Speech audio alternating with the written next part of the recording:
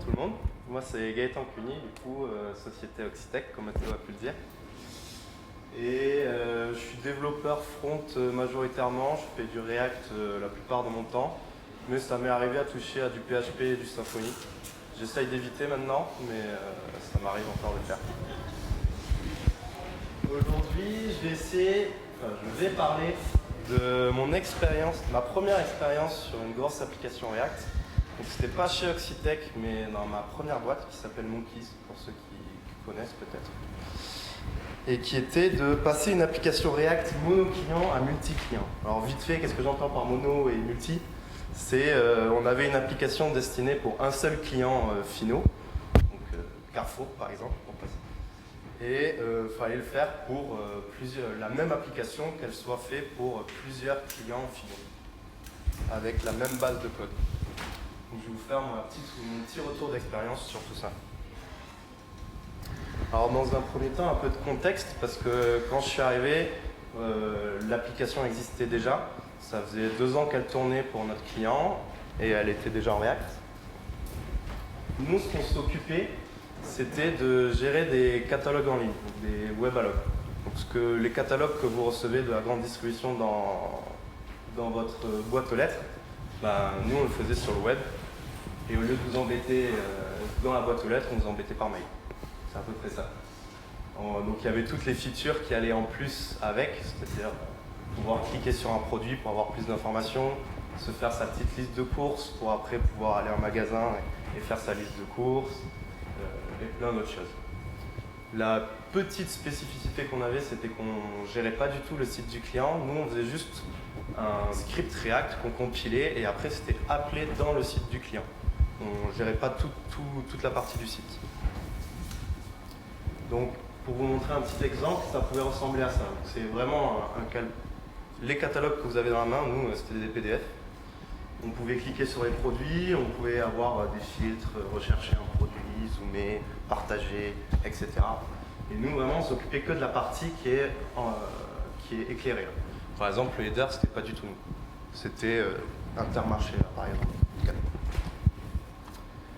Donc, moi, quand je suis arrivé, on m'a donné comme mission de passer de notre application existante qui était pour un seul client, donc avec une seule UI, pour faire en sorte que cette application soit adaptable à 2, 3, 4, X clients potentiellement, et donc avec potentiellement X UI différents.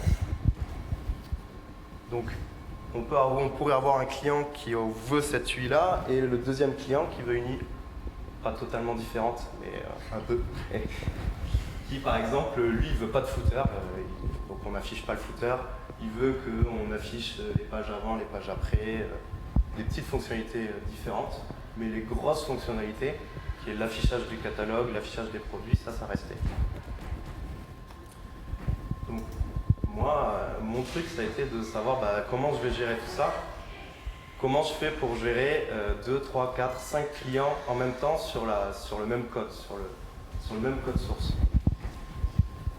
Dans un premier temps, j'ai un peu défini qu'est-ce que je voulais absolument faire avant de partir dans le code.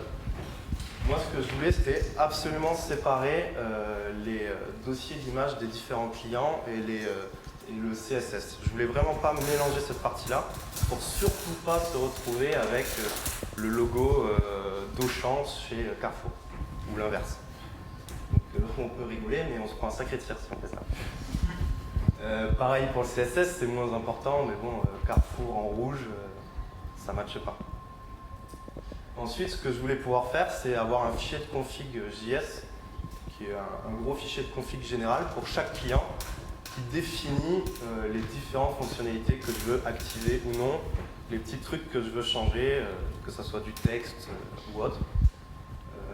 Par exemple, le nom du client qu'on va afficher en haut, ce genre de trucs. Et ensuite, je voulais que mon environnement de dev soit vraiment adapté à notre problématique à nous.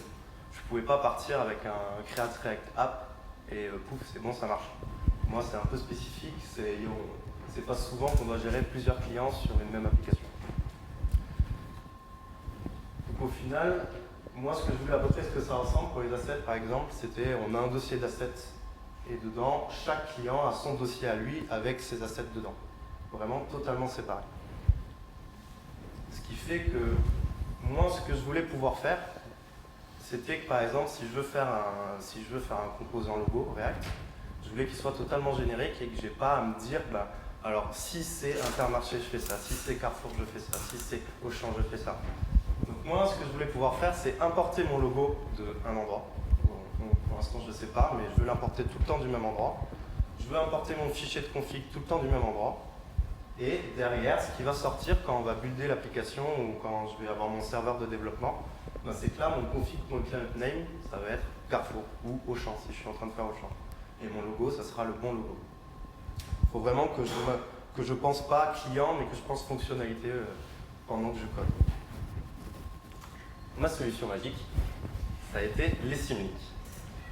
Vite fait, si jamais il y en a certains qui ne savent pas, un symlink c'est un raccourci Windows. On peut voir ça comme ça. Alors, qu'est-ce qu'on a fait avec ces symlinks? On a défini un dossier principal d'assets dans lequel on va toujours importer de là-bas. Un dossier principal pour nos configs, on va toujours importer de là-bas. Et après, avant de lancer le serveur de développement, avant de déployer, on va faire un lien symbolique depuis ce dossier principal vers le bon client. Donc si je lance mon serveur de dev pour Intermarché, mon dossier d'asset principal il va pointer vers mon client Intermarché. Et pareil pour le CSS, pareil pour le fichier de config.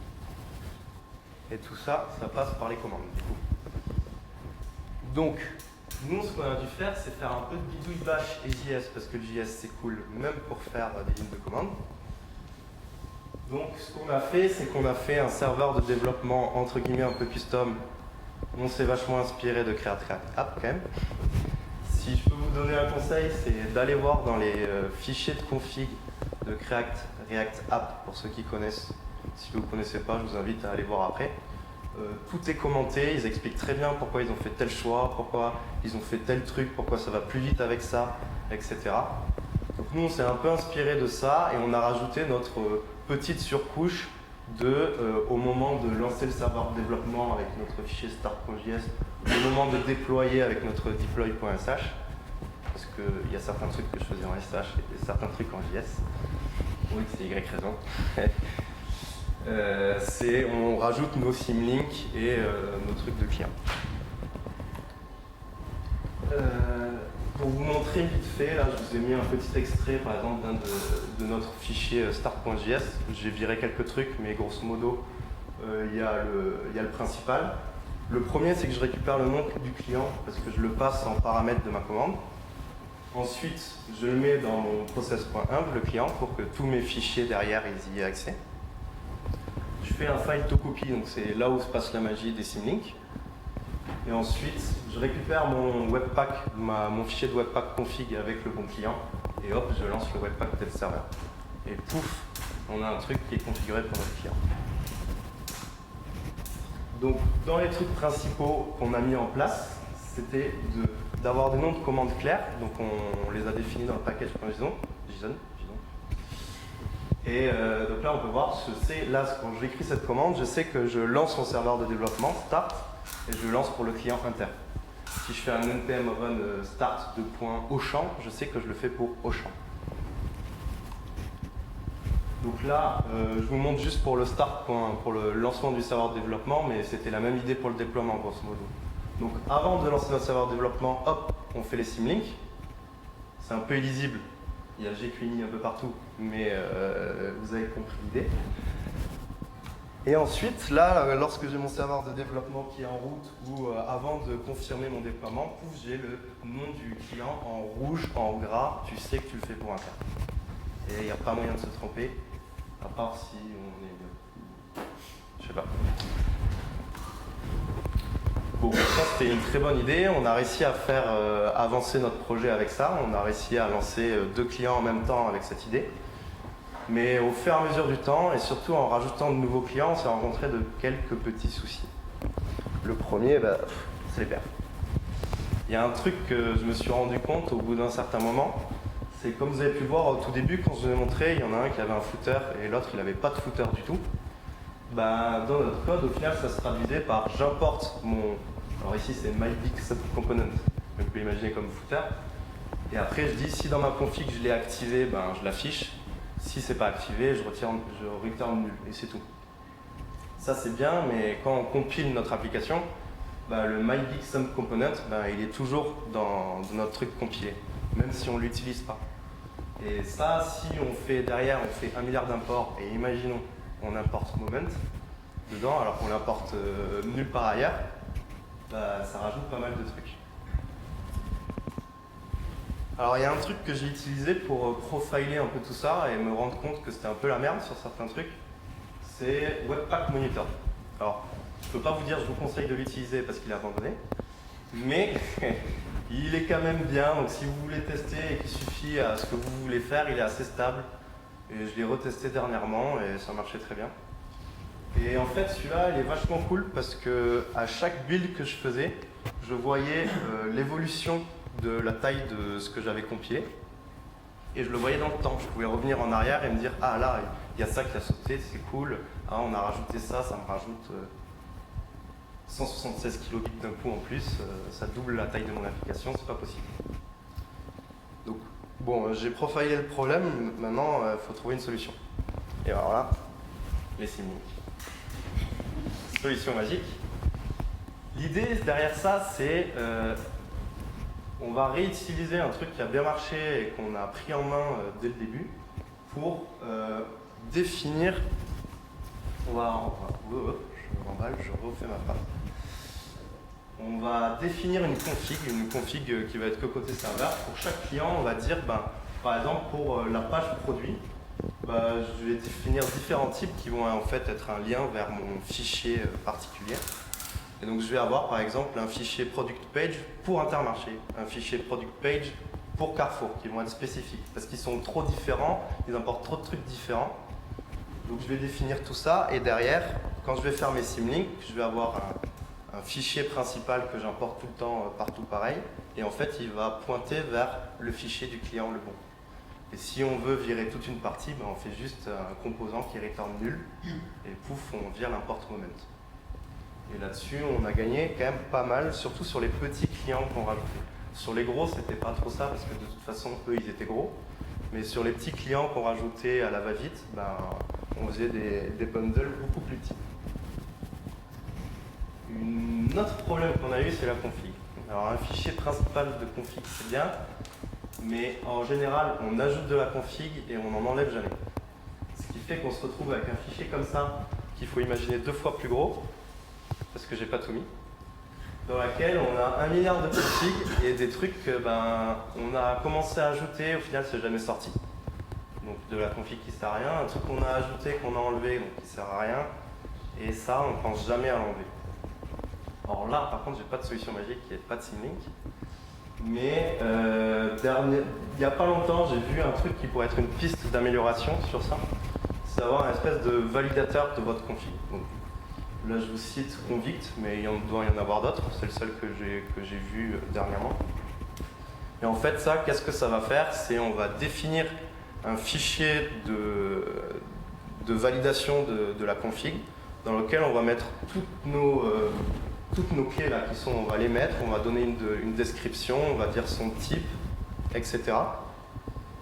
Et du coup, ça va être beaucoup plus facile à maintenir, parce qu'on va avoir un truc beaucoup plus propre, et c'est ce truc, quand on va enlever une config, on va l'enlever de ce validateur, on va refaire passer toutes nos configs de nos clients là-dedans, et la config, elle va nous dire, t'as une config en trop, tu peux l'enlever.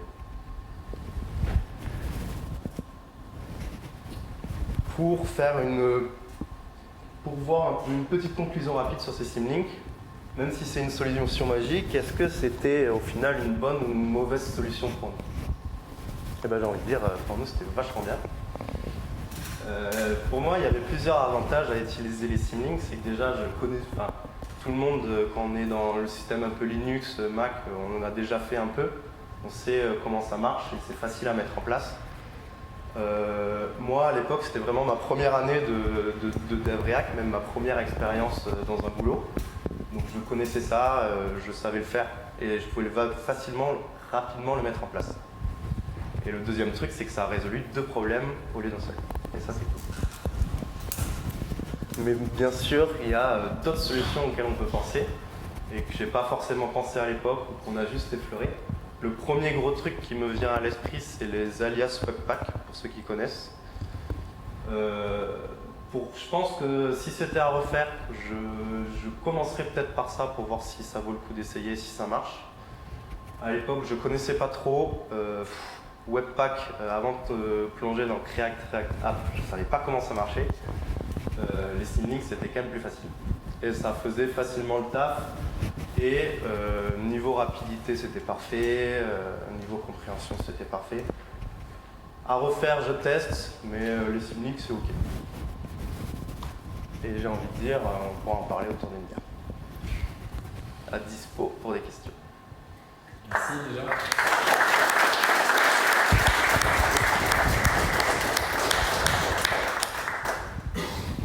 Allez-y, les questions là chez vous.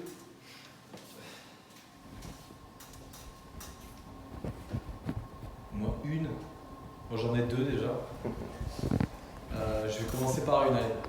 Pour la config, j'ai presque la question-réponse pour la config parce que j'ai une expérience similaire en fait, on en avait parlé. Et ce que j'avais fait avec les produits qu'on avait, à l'époque on avait Flow sur le projet, enfin il est toujours d'ailleurs. Et en fait ce qu'on a fait c'est que du coup on avait fait un gros type Flow bien de port qui correspond à toute la config. Et du coup dès qu'on déployait et qu'on ajoutait une config, ça nous rappelait d'aller l'ajouter dans tous les fichiers de config de tous les clients. Parce que c'est vrai qu'on n'irait pas penser à ça au premier abord. Et en fait, petit à petit, on a des types à droite à gauche. Et on s'est dit, on va tous les mettre dans un même fichier. Du coup, on a fait un gros fichier comme ça. Et c'est méga cool parce qu'au début, au déploiement, on ajoutait des clés de config et on oubliait de les mettre. Et du coup, on a fait la mauvaise expérience où ça peut être, etc. Undefined is not machin truc. Et du coup, Flow, c'était pas mal pour ça. Ouais, je pense que ça peut être pas mal de typer. Moi, je n'avais fait jamais de type avant, donc je ne connaissais pas. Mais si le projet était tout typé, je pense que c'est une bonne solution à explorer. Ou avec TypeScript. Ouais, c'est pareil, les deux ça marche.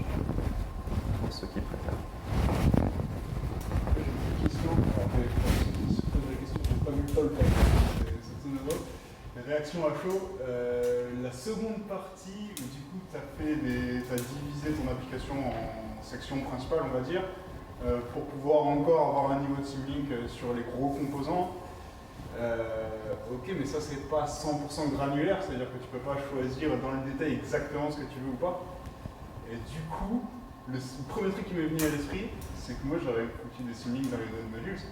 Comme ça, tu importes toujours la même chose, sauf que tu fais un node module, ce qui renvoie nul.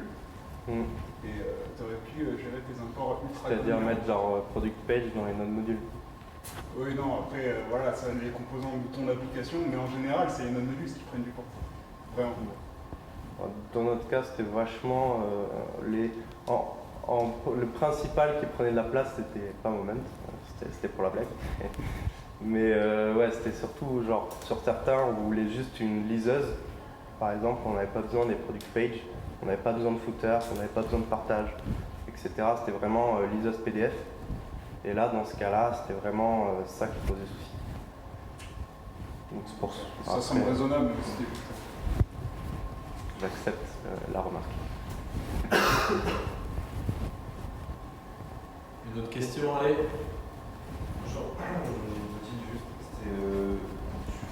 je vais préciser, mais c'est pour du coup, il y a beaucoup de clients qui utilisent la même code si j'ai compris. Alors au même moment, on en a eu jusqu'à 3, mais on n'a jamais eu plus. Mais du coup, s'il y en a un quatrième qui vient. Le but en fait, surtout de cette application, c'était d'aller chercher les petits clients qui ne pouvaient pas mettre beaucoup de sous et de leur dire écoute, nous on a un truc déjà prêt, ça nous prend une semaine à intégrer ton UI et derrière c'est déjà prêt, on a tout ce qu'il faut derrière et le mec paye 2 semaines de dev et c'est bon, c'est parti quoi. Quand le temps que j'y suis resté, ça n'a pas marché ça, mais c'était le but vers quoi on tendait. J'avais fait quelques intés et ça avait bien marché sur quelques petits clients pour test.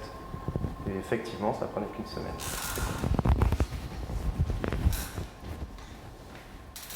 Une autre question peut-être. Moi j'ai une remarque sur les alias Webpack.